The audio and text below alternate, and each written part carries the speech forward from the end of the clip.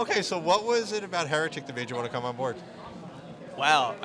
Well, first and foremost, I'd already worked with the directors, Scott and Brian, on Haunt, one of their earlier movies, and so when Heretic came up, uh, you know, on the boards, as they say.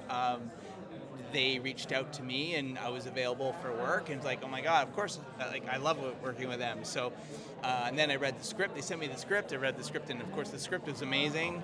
So yeah, it was an amazing project to be part of. Now, the dungeon was kind of scary. I've been in those, so I can totally relate to those characters. Now, what were the challenges for that? Because you needed to make it horrifying, but also real, something that we feel we could be in, so you couldn't push it that far. What were your thoughts on how to create that look and, Yeah, the sets were amazing. Very much claustrophobic. Yeah. It felt like you were in a dungeon for sure, except there's also 20 people in there behind the camera, so it was that much tighter. Everything was so realistic. You really felt like it was happening. And the prosthetics especially, though. You had to make that feel horrific, yes. but real. Right. So with the different characters, the prophets especially, Mrs. Reed, I guess, comes out as. We had to change these women into these emaciated, bony. They're kept in cages, so they're all creaking and everything you can imagine. So we worked long and hard to kind of create that look with the directors, and the prosthetics we came up with really kind of had to facilitate that.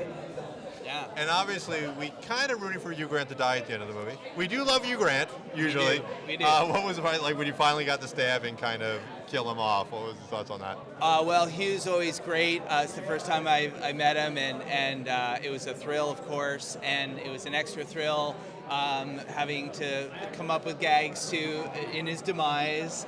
And he was very,